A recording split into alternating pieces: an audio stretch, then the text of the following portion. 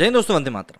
अभी कुछ समय पहले हमारे देश में सड़कों पर नमाज पढ़े जाने और मस्जिदों के ऊपर लाउडस्पीकर लगे होने से, या स्पेसिफिकली कहें तो किसी भी धार्मिक स्थल के ऊपर लाउडस्पीकर लगे होने से काफ़ी ज़्यादा विवाद पैदा हो गया था। लोगों ने कहा था कि इससे ध्वनि प्रदूषण फैलता है, डिस्टर्बेंस होता है, बुजुर्गों को परेशानी होती है, बच्चों के एग्जाम अगर चल रहे होते तो पढ़ाई में परेशानी होती है।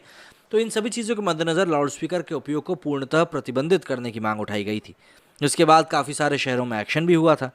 लेकिन अब एक बार फिर से, जब से अशोक स्तंभ की पूजा अर्चना करी गई नरेंद्र मोदी जी द्वारा, तब से अशोक स्तंभ में जिस प्रकार से शेर को दहाड़ते हुए दिखाया गया उस मुंह के ऊपर, और ख़ास तौर पर जिस प्रकार से नरेंद्र मोदी जी ने वहाँ पर पूजा अर्चना करी है, उसके बाद लिबरल्स काफ़ी ज़्यादा लिबा गए हैं और काफ़ी ज़्यादा उनको परेशानी हो रही है। क्या कुछ परेशानी हो रही है उनको, और क्यों इतनी पूजा से दिक्कत है और सड़क पर नमाज से नहीं है, वही हम लोग जानेंगे इस वीडियो में। दिल्ली में नया संसद भवन बन रहा है। इसके शीर्ष पर 6.5 मीटर ऊंचा और 9,500 किलोग्राम वजनी अशोक स्तंभ स्थापित किया गया है। ये हमारा राष्ट्रीय प्रतीक भी है। सारनाथ में सम्राट अशोक ने जो स्तंभ बनवाया था, ये प्रतीक वहीं से लिया गया है। प्रधानमंत्री नरेंद्र मोदी ने जब विविध पूजा अर्चना करके इसका अनावरण किया तो लिबरलों को मिर्ची लग गई। हाँ, पूजा की जगह अगर नमाज पढ़ी गई होती तो शायद ये अभी कोई खुशी से झूम रहे होते। सबसे पहले आपको अपने राजकीय प्रतीक के बारे में बता देते हैं। आप इससे अनजान नहीं हैं, क्योंकि आपने एक दूसरे की ओर पीठ किए 4 सिंह वाले इस प्रतीक को कई बार कई जगहों पर देखा है। इसके नीचे घंटे के आकार के पदम के ऊपर एक चित्र वल्लरी में हाथी, चौकड़ी, भरता हुआ एक घोड़ा, एक सांड और सिंह की उभरी हुई मूर्तियां होती हैं, जिसके बीच बीच में एक चक्र बने हुए हैं। एक ही पत्थर से तराश कर इसे बनाया गया था और इसके ऊपर धर्म चक्र रखा होता है। 26 जनवरी 1950 को हमारे संविधान निर्माताओं ने इसे हमारा राजकीय प्रतीक के रूप में मान्यता दी। इसके नीचे देवनागरी लिपि में सत्यमेव जयते भी लिखा होता है, जिसका अर्थ है सत्य की ही जीत होती है। 268 ईसा पूर्व से लेकर 232 ईसा पूर्व तक अखंड भारत पर 36 सालों तक शासन करने वाले महान सम्राट अशोक को भला आखिर कौन नहीं जानता। हालांकि मुगलों और फर्ज शाह तुगलक ने इन स्तंभों के साथ भी काफ़ी ज़्यादा छेड़खानी करी और इन्हें इधर उधर कर दिया। खैर, खुद सम्राट अशोक ने इन स्तंभों को धम्म मतलब कि धर्म स्तंभ नाम दिया था। ऐसे में क्या प्रधानमंत्री नरेंद्र मोदी का पूजा अर्चना करके धर्म के अनुसार इसका अनावरण करने से लिबरल गिरोह को परेशानी होनी चाहिए? सोचिए, 2272 साल पुराने अपने इतिहास को भारत जागृत कर रहा है और सहेज रहा है, तो इससे भी आखिर लोगों को क्या दिक्कत होगी। यहीं से भारत के राष्ट्रीय ध्वज तिरंगे का चक्र भी लिया गया है। सारनाथ में जब सम्राट अशोक गए थे तब उनके स्वागत के लिए इसे बनाया गया था। सबसे पहले बात करते हैं AIMIM के मुखिया और हैदराबाद के सांसद असदुद्दीन ओवैसी की, जो PM मोदी और लोकसभा अध्यक्ष ओम बिरला को पूजा करते देख भड़क गए। उन्होंने कहा कि संविधान संसद, सरकार और न्यायपालिका की शक्तियों को विभाजित करता है। ऐसे में सरकार के मुखिया के रूप में प्रधानमंत्री नरेंद्र मोदी को नए संसद भवन के शीर्ष पर राजकीय प्रतीक का अनावरण नहीं करना चाहिए था। उन्होंने दावा किया कि लोकसभा के स्पीकर लोकसभा का प्रतिनिधित्व करते हैं, वो सरकार के अधीन नहीं। उन्होंने PM मोदी पर सभी संवैधानिक मान्यताओं की धज्जियां उड़ाने के आरोप मढ़ते हुए इस पर रिप्लाई देते हुए प्रोपेगेंडा पोर्टल द वायर के फाउंडिंग एडिटर सिद्धार्थ वरदराजन ने जोड़ा कि प्रधानमंत्री नरेंद्र मोदी को अपने घर में प्रार्थना करनी चाहिए। अगर वो खुले में प्रार्थना करना चाहते हैं तो ये भारतीय संघ का कोई आधिकारिक कार्यक्रम नहीं होना चाहिए। उन्होंने उन्हें बार बार ऐसा अपराध करने वाला बता दिया और कहा कि ये स्पष्ट रूप से गलत है। गजब की मिर्ची लगी है भाई, मतलब समझ में नहीं आता। खैर, जिस देश में लाखों मुस्लिम जुमे के दिन नमाज जाम करके सार्वजनिक स्थलों पर नमाज पढ़ते हैं और जिस व्यक्ति ने उस पर चूं तक नहीं किया हो, वो भारतीय संस्कृति और रीति रिवाज के हिसाब से हुए अनावरण का विरोध कर रहा है। घंटों ट्रैफिक जाम जब लगता है नमाज के कारण और लोगों को परेशानी होती है, तब आखिर चूं क्यों नहीं होता?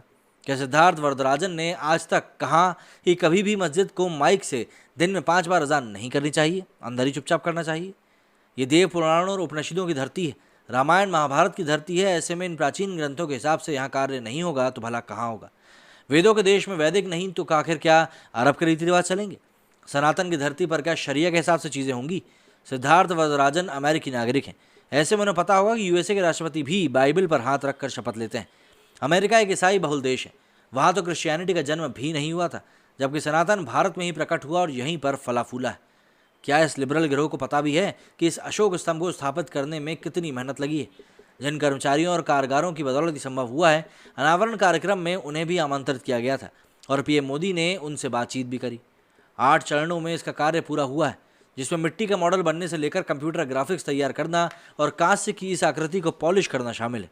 इसे सहारा देने में 6500 किलोग्राम की स्टील की संरचना इसके आसपास बनाई गई है। भला वामपंथी दलों को पूजा पाठ से दिक्कत ना हो, ऐसा कैसे हो सकता है?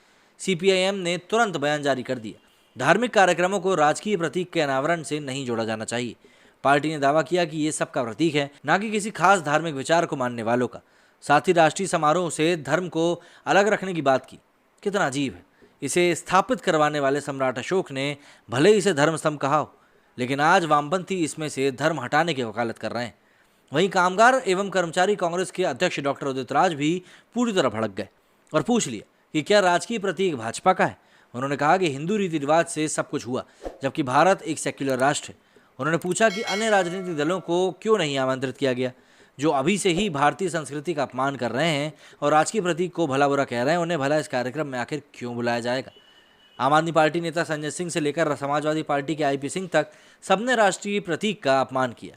क्या इन नेताओं ने कभी राष्ट्रपति भवन में इफ्तार पार्टियों पर आवाज उठाई?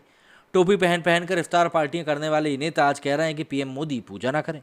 डॉक्टर एपीजे अब्दुल कलाम और रामनाथ कोविंद ने राष्ट्रपति रहते परिसर में होने वाली इन इफ्तार पार्टियों पर ब्रेक लगाया। करदाताओं के पैसे से इफ्तार हो सकता है, लेकिन भारत में भारतीय संस्कृति नहीं चलेगी। लिबरल गिरोह का कहीं ना कहीं यही मानना है। वैसे भारतीय संस्कृति के विरोध में खुद को दलितों का चिंतक बताने वाले सामने ना आए तो विरोध अधूरा है। प्रोफेसर दिलीप मंडल ने ब्राह्मणों को बोला बुला कहते हुए इसे पाखंड बता दिया। तो फिर क्या सम्राट अशोक द्वारा हजारों स्तूपों और विहारों का निर्माण करवाना भी पाखंड था? बौद्ध धर्म की झूठी कसम खाने वाले इन फर्जी दलित चिंतकों ने डर जताया कि बौद्ध धर्म को हड़पा जा रहा है।